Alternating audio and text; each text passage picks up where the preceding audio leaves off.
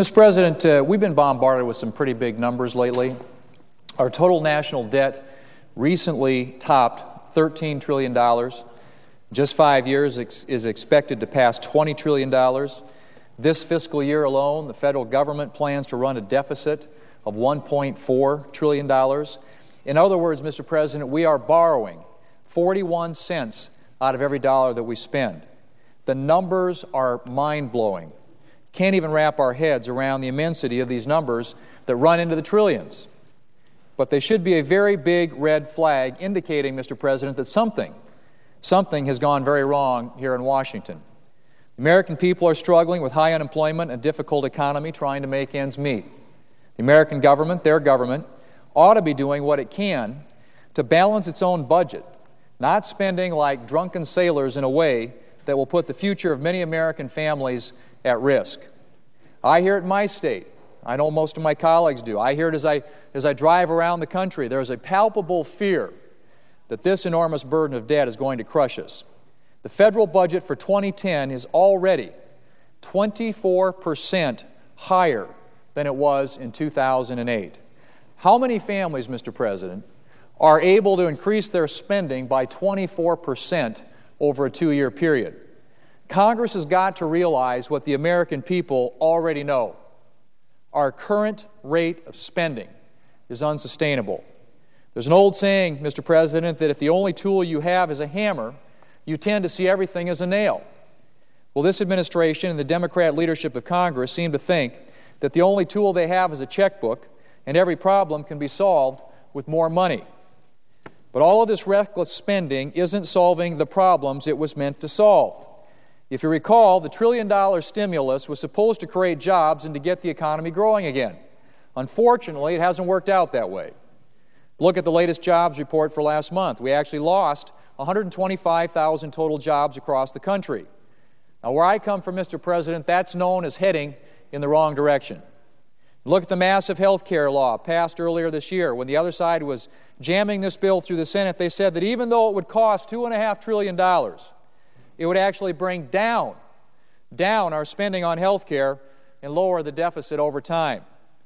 In just the past few weeks, however, we've gotten new estimates that the law will cost billions more than was thought just a few months ago.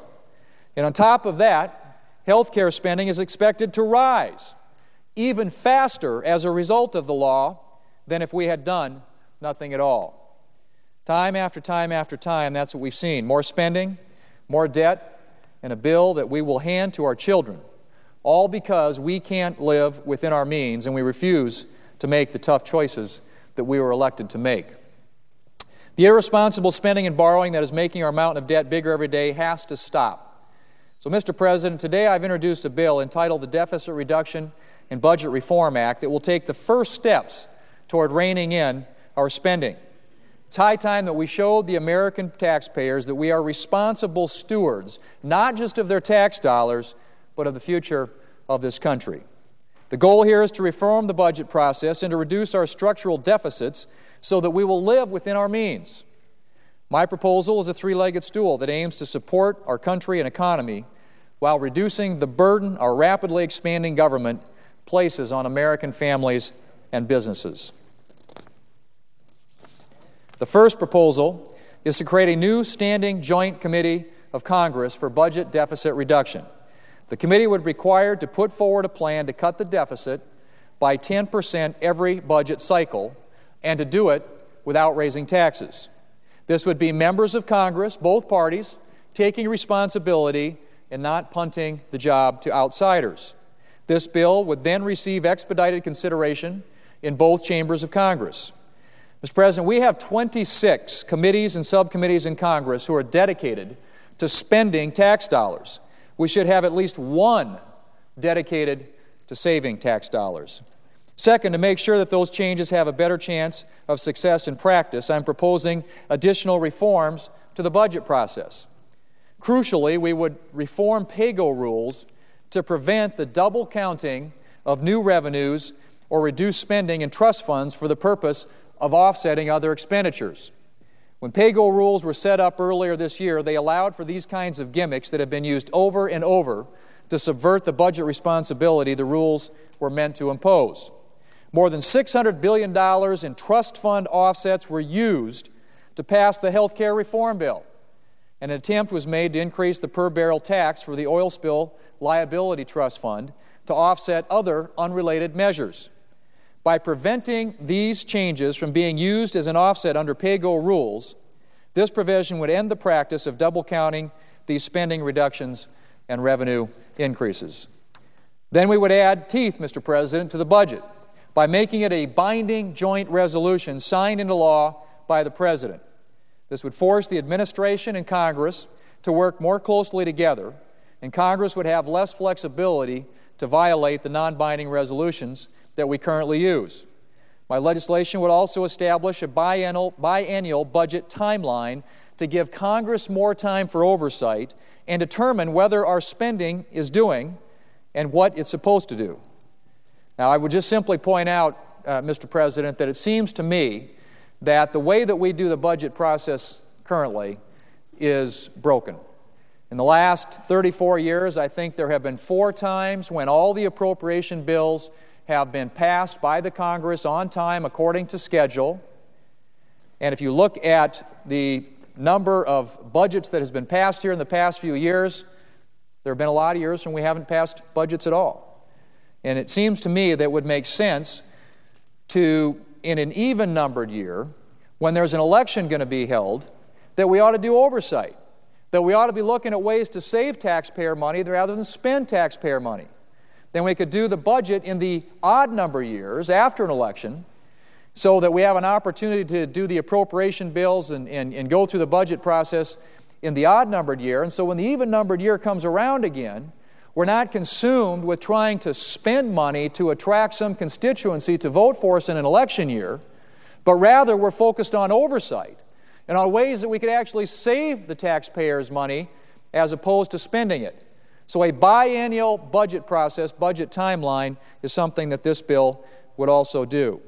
And when Congress inevitably resorts to pork barrel politics that inflate our budgets, we need a legislative line-item veto to allow the President to cut them out and to send a more responsible budget back to Congress for an up or down vote.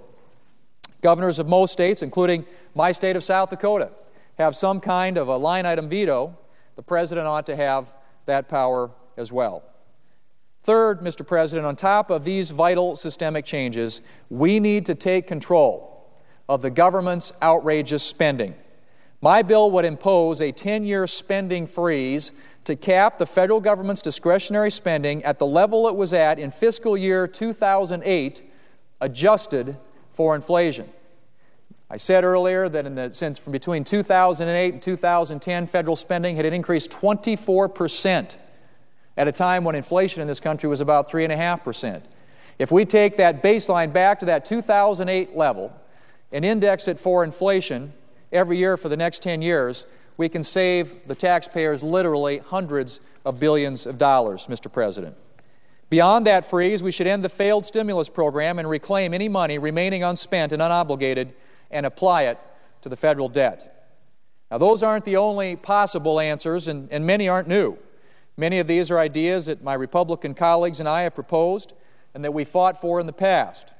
We will keep fighting for them because they are the kinds of things we need to do to break the back of this budget problem that we're fighting. The government's current level of borrowing, this out-of-control spending, and this amount of taxation are too much for our economy and our taxpayers to bear. And what may be even more troubling, Mr. President, is the point that was made by the chairman of the Joint Chiefs of Staff, Admiral Mike Mullen.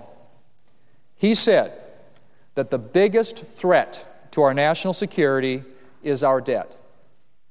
Not al-Qaeda, not Iran's nuclear program, not Russian spies, but the debt that Congress itself has created. Mr. President, it doesn't have to be this way. My plan is a responsible approach that takes prudent but manageable steps to get our spending under control and to start to draw down our debt. It provides concrete savings of nearly $1 trillion, and it puts in place a framework to help us save trillions more over time. It's easy to say, I'll be responsible tomorrow, but first I want to spend a little more today. Will there always be something that seems important to spend tax dollars on, and if we keep taking that same old approach that the other side has been pushing since they took control of Congress in 2007, we will be waiting for fiscal responsibility forever. But tackling our outrageous national debt is not a priority that we should put off until the long term, after the debt has gone even higher and higher and higher than it is today. Mr. President, it needs to be a priority now. I'll also note that we can't afford the old trick where the President calls for spending cuts in theory but then happily signs congressional spending bills that don't save a dime. We've got to move beyond the same old political games and the same old phony rhetoric. We need real commitment to making a real difference.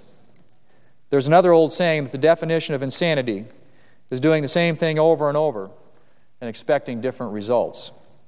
The President, the Democrat leadership of Congress want to keep doing the same thing over and over, borrowing money, spending too much, and then borrowing even more. But thinking that somehow, with all that borrowing and spending, we'll buy our way out of the hole we're in, well, Mr. President, that's just insanity. In reality, all we're doing is digging ourselves deeper and deeper into debt. And so I'm going to conclude, Mr. President, by urging my colleagues to take up this legislation that I'm introducing and to take that first crucial step to fiscal responsibility. The American people expect us to take our debt seriously, and it's high time that we lived up to that expectation. Mr. President, I yield the floor.